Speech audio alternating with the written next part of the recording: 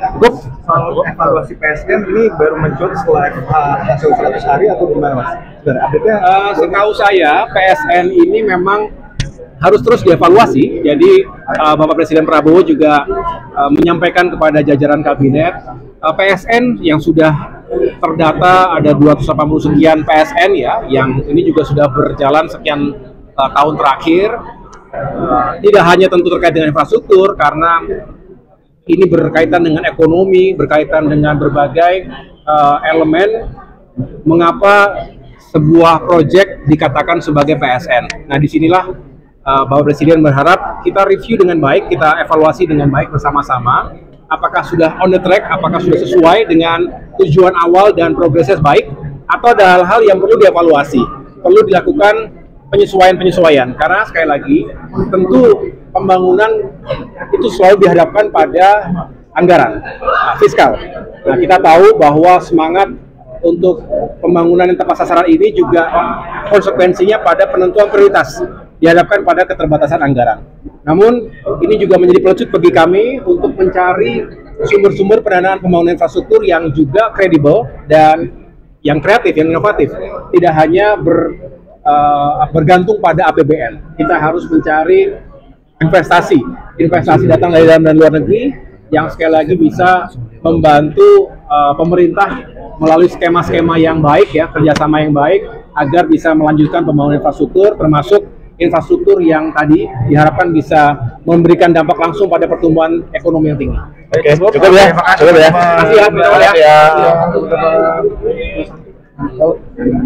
Kita mendiskusikan kasus yang sedang hangat dan kebetulan kita membawa laporannya juga yang sudah dibuat oleh teman-teman koalisi, yaitu dugaan korupsi ya yang terjadi di proyeknya ya, saya katakan di proyek strategis nasional PIK 2.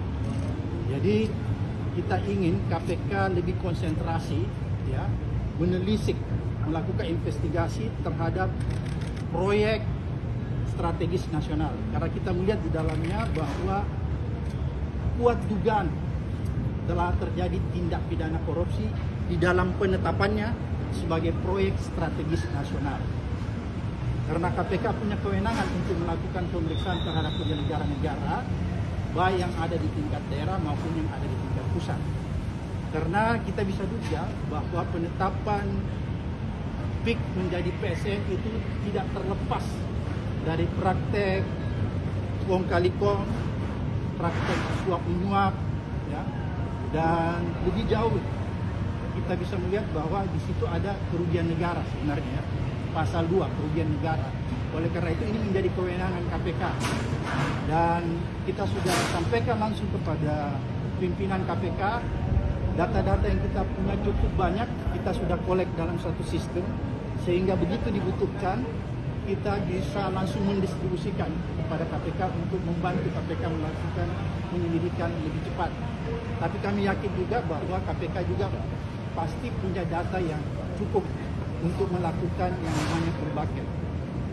Karena di sini ada beberapa teman-teman, mungkin nanti yang lainnya bisa lebih menyempurnakan apa yang kita diskusikan di dalam. Yang jelas kita melaporkan proyeknya ya, proyek strategis nasionalnya.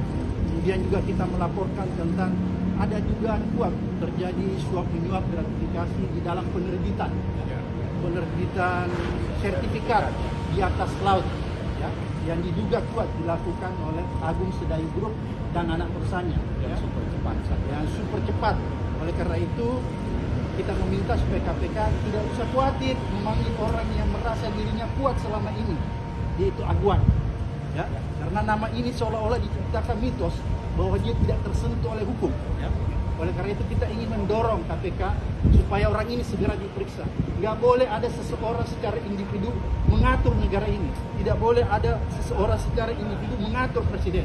Oleh karena itu tegas sikap kita semua bahwa kita meminta KPK untuk segera melakukan penyelidikan, investigasi lebih cepat terhadap kasus proyek strategis nasional dan yang berkaitan dengan proyek-proyek strategis nasional yang ada di PIK 2. Dan ini merupakan gunung es.